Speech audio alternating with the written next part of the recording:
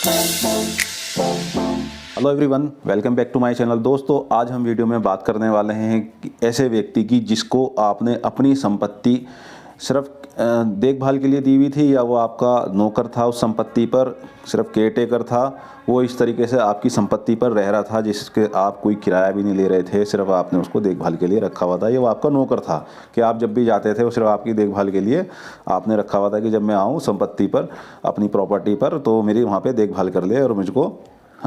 थोड़ा बहुत जैसे एक दिन या 2 दिन आदमी कहीं अपना फार्म हाउस बना लेता है, या कोई भी ऐसी संपत्ति होती है जो उसके पास एक्स्ट्रा होती है, तो वहाँ देखभाल के लिए वो नौकर को छोड़ देते हैं। तो अब क्या हो रहा है कि जब से लोगों को ये पता चला है कि 12 साल के बाद वो प्रॉपर्टी के ओनर बन सकते हैं, तो लोगों ने उन लोगों की प्रॉपर्टी कब्जा करना शुरू कर दिया है। उनको क्या मालूम हो गया कि लिमिटेशन एक्ट में जाकर के उनको लाभ मिलता है लिमिटेशन एक्ट का, जो कि लिमिटेशन एक्ट बनाया गया था 1963 में बनाया गया था। और वो बनाया गया था इसलिए कि अगर कोई किसी व्यक्ति की उस संपत्ति से जीवन याचिका चल रही है और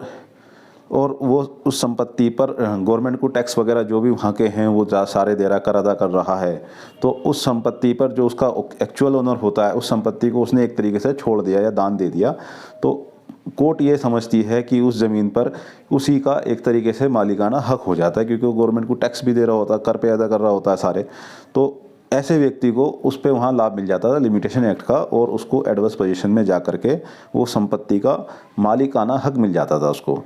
तो अब क्या हो गया है, कुछ लोगों ने ऐसा कर दिया है कि जब किसी व्यक्ति ने कोई संपत्ति पर अपने नौकर को छोड़ा हुआ है और वो उस संपत्ति पे गया 12 साल या 15 साल बाद कि भाई चलो भाई अब मुझे इस संपत्ति की ज़रूरत है, तो जब आप वहाँ गए आपसे आपने कहा कि भाई अपना सामान उठा लो, अब मुझे जो है संपत्ति की ज़रूरत है और मैं इसमें कुछ भी बनाऊंगा या रहूँगा, कुछ भी करूँगा, तो उस व्यक्ति ने आपको सीधे सीधे मना कर दिया कि नहीं जी, मैं आपको ये संपत्ति खाली नहीं करूँगा, अब तो मैं इसका मालिक हूँ। चाहे उसके मन में लालच आया या उसको किसी ने ऐसी शिक्षा दी कि भाई तू संपत्ति का मालिक बन सकता है। तो ऐसे ही अगर किसी व्यक्ति ने आपकी संपत्ति पे भी अगर कब्जा किया हुआ है, जो आपका केयर टेकर था या नौकर था, या आपने उसको सिर्फ देखभाल के लिए किसी भी व्यक्ति को छोड़ रखा था, अगर आप ये साबित कर देते हैं अपने केस के अंदर कि ये व्यक्ति नौकर था,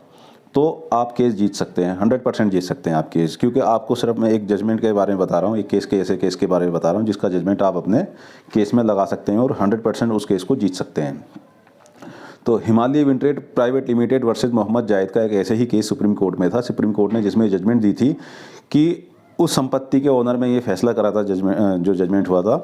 जो फैसला आया था उस संपत्ति के मालिक के हक में ये फैसला आया था कि कोई भी ऐसा व्यक्ति किसी भी ऐसी संपत्ति पर कि जहाँ पर वो व्यक्ति नौकर की हैसियत से रह रहा है या केयर टेकर की हैसियत से रह रहा है या देखभाल की हैसियत से रह रहा है, उसको लिमिटेशन एक्ट का फ़ायदा बिल्कुल भी नहीं मिलेगा, उसका लाभ उसको नहीं मिल सकता। और ऐसा व्यक्ति केस फाइल नहीं कर सकता, एडवर्स पोजीशन का केस फाइल ही नहीं कर सकता है। तो अगर ऐसे ही किसी व्यक्ति ने आपकी प्रॉपर्टी पे कब्जा किया हुआ है और आप ये साबित करने में कामयाब हो जाते हैं कि वो व्यक्ति आपका नौकर था या उसको आपने सिर्फ देखभाल के लिए दिया हुआ था, तो इस जजमेंट की PDF कॉपी आप निकाल करके अपने केस में ज़रूर लगाएं और उस जजमेंट को पूरे अच्छे तरीके से पढ़ें।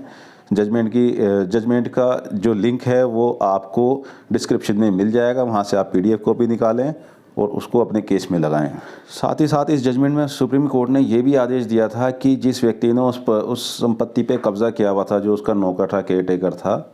उसके खिलाफ ये भी कहा कि 3 महीने के अंदर ये प्रॉपर्टी खाली करनी है। अगर ये व्यक्ति 3 महीने में प्रॉपर्टी खाली नहीं करता है तो इसके खिलाफ कानूनी कार्रवाई की जाएगी। तो दोस्तों, इतना बड़ा सुप्रीम कोर्ट ने ये जजमेंट दिया था, इतना अच्छा ये जजमेंट दिया था कि कोई व्यक्ति अगर किसी की संपत्ति पे कब्जा करके बैठा हुआ, जो कि नौकर है, जिसको मालिक ने अपने सिर्फ देखभाल के लिए रखा हुआ था, और वो उस संपत्ति पर कब्जा करने की नीयत से एडवर्स पोजीशन में केस फाइल करता है, तो उसमें ये जजमेंट बहुत काम का है। और आप अगर आपकी ही किसी ऐसी संपत्ति पर किसी ने केस फाइल किया हुआ है तो इस जजमेंट की कॉपी आप ज़रूर लगाएं और केस आप ज़रूर जीतेंगे। तो दोस्तों, वीडियो में जानकारी कैसी लगी? वीडियो पसंद आई हो तो दोस्तों वीडियो को लाइक और शेयर ज़रूर करें। Thank you for watching.